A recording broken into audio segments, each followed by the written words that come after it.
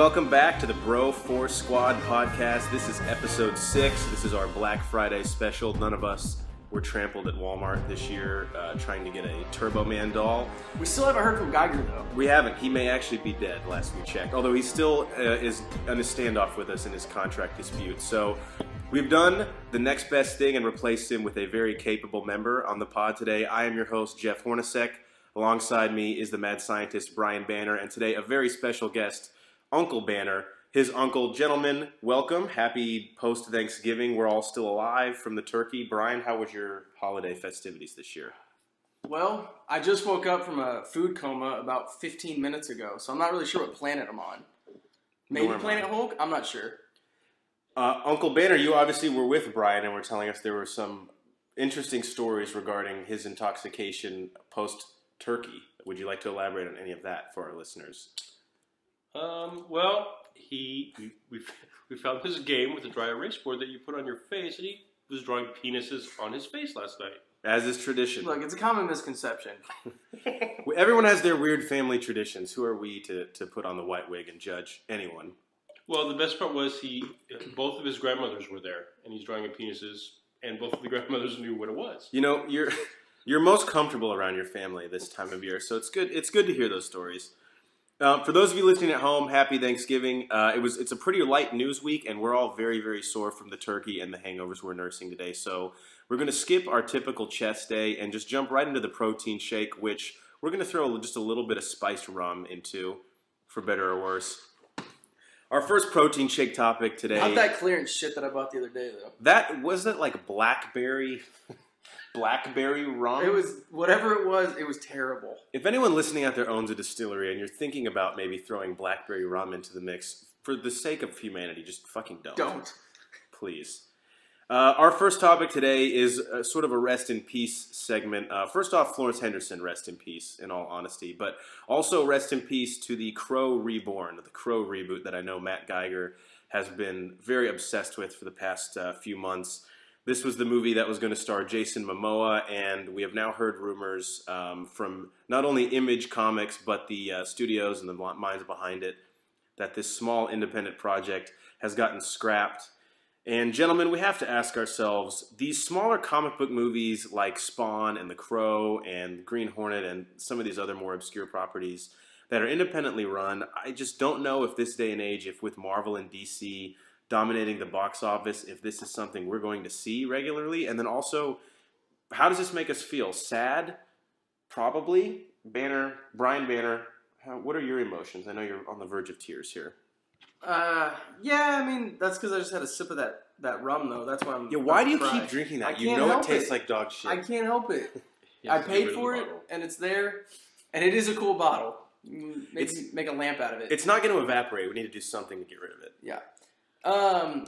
I think it's probably for the best. Obviously, The Crow is a pretty iconic movie, and it's a good movie. You can only watch it once every 5 to 8 years. Yeah. I think Momoa would have done a good job at it, but with him busy with Aquaman and everything, I think it would have been weird for him to be Aquaman and then turn around and be in The Crow and star in something like that, kind of back to back.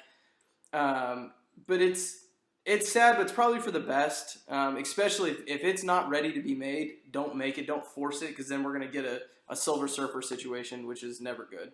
Never mention that movie on this podcast ever again. Uncle Banner, this is a movie that has just been in development hell for a few years. We've had 4 different people to play the Crow. I think at one point they were so desperate they actually were auditioning actual crows to try and play the part. So what are your thoughts on this movie not happening? And then, I mean, are independent comic book movies and independent comic books, for lack of a better term, just going by the wayside now that we have these huge studio films that make 4 times their $120 million budgets? Yeah, this could be the death knell for smaller publications getting a movie made, I think, of their publication. Because it had the best shot. The Crow had the best shot, I think, even if it's a reboot, because the original is kind of culture. Yeah. I mean, it's... With the Brandon Lee death, and then obviously they made 4, I believe 3 or 4 really bad sequels, but still it had the staying power and the brand recognition to make more movies. Yeah, I don't think we should mention sequels on this show ever again. That's true. Those go into the bucket with Rise of the Silver Surfer as well, of things we'll never talk about. Yeah, no, I think this is... it's going to make that much harder for the cult followings of some of the smaller private publications of stuff with great characters, but they're not going to get the big budget because they're going to be crowded out by the two big universes out there right now. I think that where these kind of independent comics need to land is TV shows. Absolutely. They've had a lot of success, with like The Walking Dead and Preacher and stuff like that. But that's where they need to land. That's where you don't have as big of a budget, but you also have more time to develop your characters, which I think is really important for the lesser known characters. And I think the other really tough thing is that when you're like Spawn and The Crow are not movies you can take your 8-year-old kid to, obviously. Or Hellboy even. Exactly. Yeah. Yeah, that's a great point too. So these are films that if studios are going to throw even a smaller budget, like a Deadpool type budget, like $60 million at something like this, they have to know that they're going to make a return. And not only is it kind of polarizing subject matter, both Spawn and The Crow have to deal with someone being brutally murdered and brought back from the depths of hell, which while I think it's a really interesting story and the people who read these comics love it, again, it's not something that like families are going to go see 2 to 3 times at the holidays and that you can easily make back $100 million. It's interesting that you bring up TV. I know Spawn, I believe there's currently an animated series on HBO, which seems like the perfect medium for something like this. I don't know if The Crow would work as an animated film, but maybe like Green Hornet or some of these other properties could be. They have to reboot Green Hornet because the movie was a piece of garbage. And that's putting it kindly. Yes. Seth Rogen, who listens to the pod, like, what, you owe me $15 for that. And $15 because, one, I'm a loser, I went by myself, but 2, could not convince anyone else to fucking go sit through that movie with me. He owes me 20 because I bought popcorn also. Oh, yeah. There we go. And then he follows that up with, what was that other movie, the one where they go to Korea? The Promise, the Interview? The Interview. Yeah. Let's...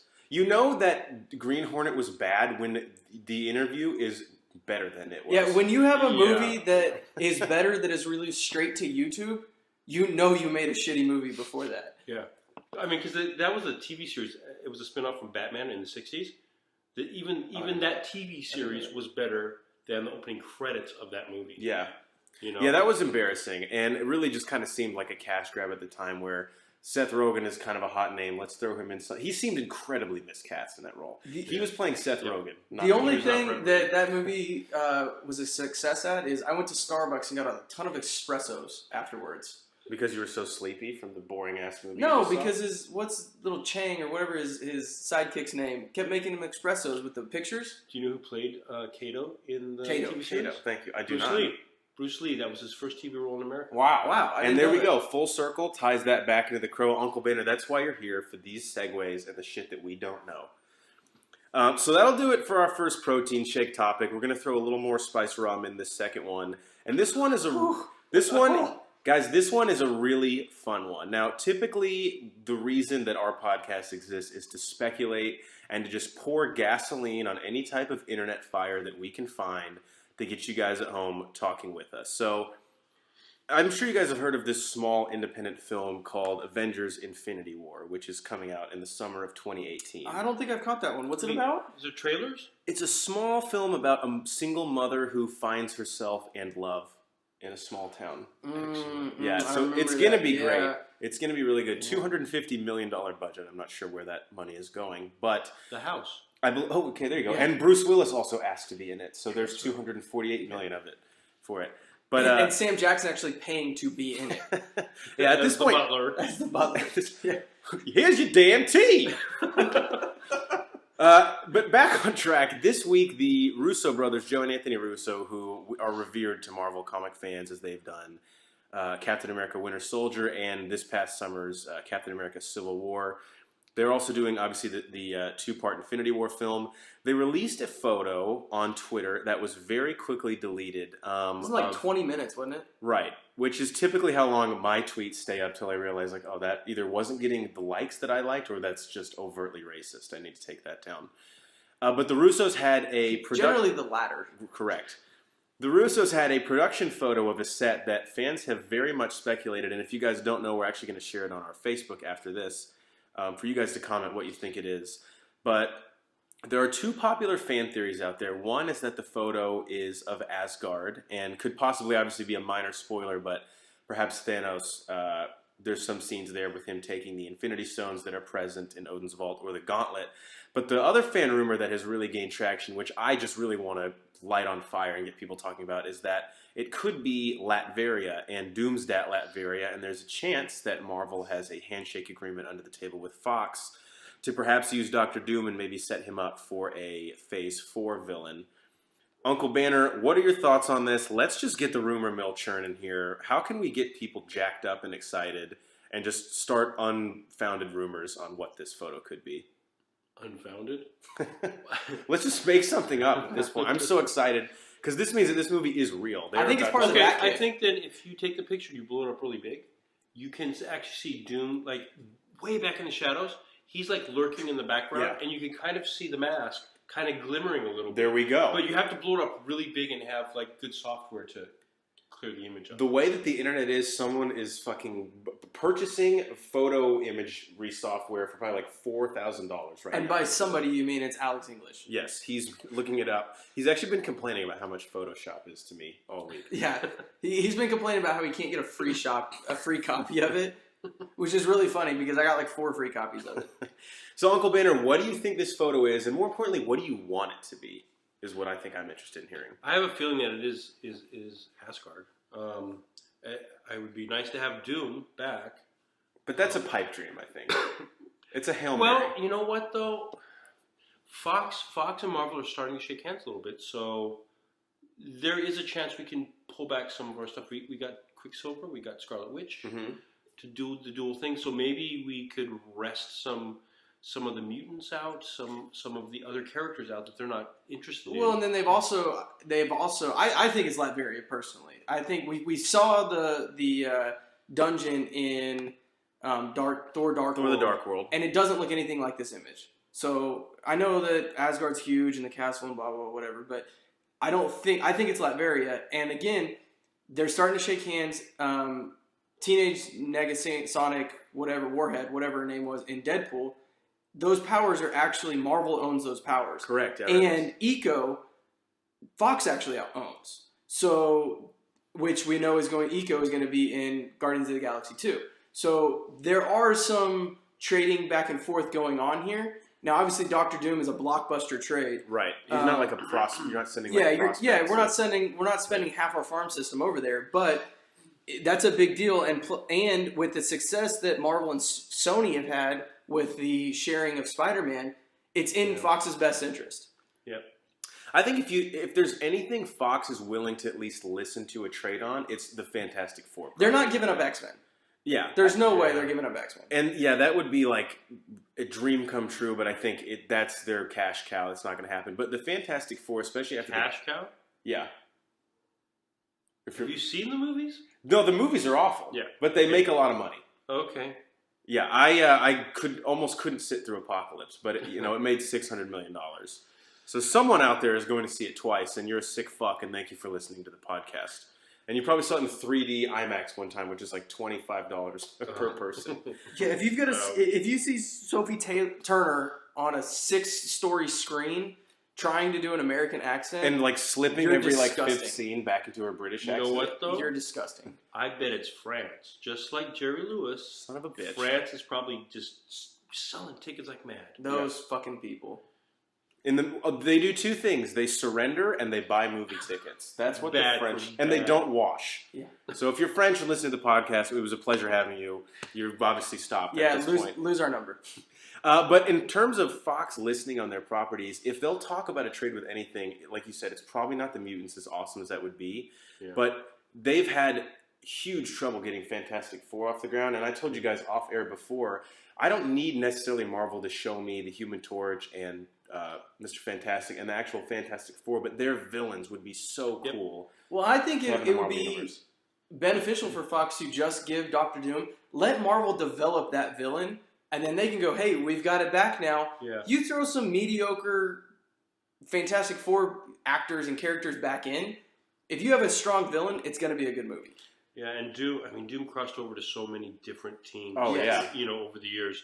Not like Red Skull, but Red Skull is in a few crossovers, but they need to bring him back, I think, too. I think they do as He was well. a huge villain. But yeah, Doom Doom, if they got the right actor, would be such a fantastic villain. Well, and then you just have let him go dark. and you could Oh, do right. the Masters of Evil.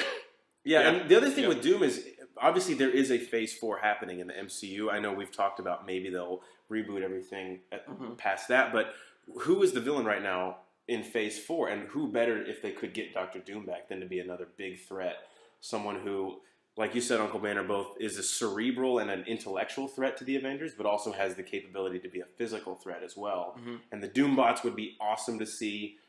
I think Doomsday- Latveria in general would be awesome to see. It'd be so cool. Yeah. I guess at this point we just have to ask ourselves, if he were to come into Infinity War, it would obviously probably be a small role because there's so much going on in that movie. Maybe he could just be observing the carnage and the destruction from I afar. think they need to show a taste. If they had him just a taste, so they can, and then not show him for a while, so they can develop a really good storyline, and just they need to pull the blinders off and just let one villain be a villain, not Yes. some watered down Disney princess. Not like a No. Malekith, where like he's angry. Okay, are you Yeah. good? Okay, he's mad. Now we're done developing him. No, they need someone like Heath Ledger as Joker. I mean, they need a really good villain. Yeah, They really do. and there's enough. Well, who is the Olsen twins dating these days? Just grab them. Rest in peace. I mean, I throw this name out there all the time, and it would never happen because he's like so eclectic and such a method actor that he does not take roles like this. But can you imagine like a Daniel Day-Lewis as Victor Von Doom? I would kill myself. I wouldn't even be able to see. I don't even deserve to feast my eyes on that. What has he done lately, though? There is a chance he could Yeah, do that. that would be It'd be insane. interesting. And he's the type of guy that would read every single comic that Jeremy Irons. Jeremy Irons as that'd be Doctor good. Doom would be incredible. All Sorry, right. Alfred, Yeah. we just took you from DC. Yeah. You're Victor Von Doom Yeah. now. Unfortunately, Alan Rickman is dead now, but He would have been Yeah, he incredible would as have been well. very good. Yes.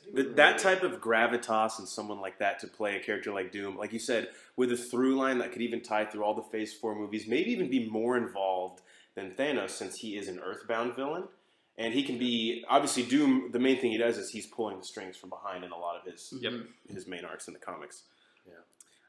So that'll do it for the protein shake. We only have one Twitter question this week. Obviously, with the holidays, everyone was spending some time with their families. Still in a coma from the turkey. Yeah, we should actually play. Spice Rum. Yeah, and the spice rum. It's a great combination that I recommend everyone out there make that Molotov cocktail of your own. So the Twitter question this week is from Andy Milkonakis, which I'm glad you distinguished because Andy Milonakis, the actor, and I use that term loosely, I'm sure is also a big fan of the podcast. But this is just a fun one as we kind of head into the new year. And Andy asks, if you could recast any comic book character in a movie, who would it be? Now, we have had this conversation in passing a lot on this show because, especially with the Fantastic Four movies and some of the less popular Spider-Man films, there have been some missteps. So I'm just going to throw out an obvious one, a bit of a softball, and we'll see what you guys think. And I know Matt Geiger is sitting at home probably punching a wall trying to chime in here because he has been very vocal about a couple miscastings in especially DC films. But can we all agree that Topher Grace as Eddie Brock was an abomination to film? And even if you just pick like a random person, even the Sylvester from Westworld, to replace him, I would probably be happy with that. But let's take Topher Grace out of that film, and I would love to see Ryan Phillippe in the role of Eddie Brock. Especially at the time, he had been hot, coming off Cruel Intentions and a few other roles. I think he would have knocked that role out of the park. Brian Banner, what are your thoughts on this? And even if you have to chime in on mine. Yeah, I'm going to piggyback off yours because I think Topher Grace was a terrible Eddie Brock. I think that Vin Diesel would have done a good job as well. He fits the physique of Eddie Brock. Mm-hmm. And again, at that time, he was pretty hot coming off of Triple X, and Fast and the Furious was around that time. Oh, yeah. So it's I think he would have been pretty good, especially because he doesn't actually have to play Venom because Venom was all CGI. Right. He just has to play Eddie Brock, maybe do a couple of voiceovers, which we know he's good at voiceovers because, I mean, obviously he was fantastic in Guardians. I could see him at the Daily Bugle like, hey, Parker, I live my life a quarter mile at a time. And he's like, makes no sense in the context of this movie, then. Speaking of him, I'm really excited for the new Triple X movie. Have you seen the ads for that? Yeah, it lost me when I saw Tony Gonzalez in the trailer. Hall of Fame tight end. Yeah, no, I'm not mad about that. I am. So, Uncle Banner, what are your thoughts on this? What is the age of Brockman? Eddie I'm thinking if you went a little older, probably like late 20s, early 30s. You could probably get away with. Because I was thinking, Brian Cox, who played Stryker. Oh wow. Yeah. He might be a good Eddie Brock too. No, I mean you could probably do. You could get away with that. I mean Eddie Brock is a character in Peter's life for a long time, so depending. And at that point, he wasn't like a teenager or right out of high school or anything. At that time, like he had been. Peter Parker's a little bit older in that movie, so yeah, I think that would have. And this was like what, 15 years ago? Yeah. So it would have been before. It would have been. It would have been before X2. Yeah. I actually think in Stryker not to kind of get off topic here, but Stryker in the X-Men movies has been like incredibly predominant in almost all those films. Mm-hmm. I actually think every incarnation of Stryker, with the exception of Origins, I've actually really enjoyed. I can't remember the name of the actor who's played him in the First Class timeline, but I think he did a really good job. He did, and he has aesthetically that look. He actually looks like a younger version of the Stryker in the original 3 X-Men, which I really liked. Yeah, they did a good job, I will admit, with the casting of that for the looks. Maybe not always the acting, but definitely they got people that look like the younger versions. Which it's hard to do. Yeah. I mean, especially when you think about casting a net that wide and need somebody that can pull that off. Josh Hillman, fan of the pod. Oh, yeah. That's who played Stryker in the like Days of Future Past, and I could see actually him as even like a younger Eddie Brock. Maybe he's got the physique. Maybe. I mean, he probably needs work. I haven't seen him in anything outside of the X-Men. He would be better. He honestly would be better than Topher Grace. Yeah. Even if he gave like a 50% performance. If Josh Hillman mailed it in on set, it would still be more in line. With He could do a six-pack before each scene and probably pull it off. Probably be better. Yeah, I'd be like, look, I act better when I'm drunk, Sam, so I'm just going to need to crush these Miller High Lifes real quick. Well, that's going to do it, guys, for us here on episode 6. Again, we are the Bro Force Squad. We appreciate you listening to us. Check us out. Chime in on us on all of our platforms. Twitter, Bro Force Squad. On Facebook, Bro Force Squad, 3 words. Subscribe to us on iTunes. Email us, broforcesquad@gmail.com. As always, let us know how right or wrong we are, and do not hesitate and take it easy on us. We appreciate you guys listening, and we will catch you next time.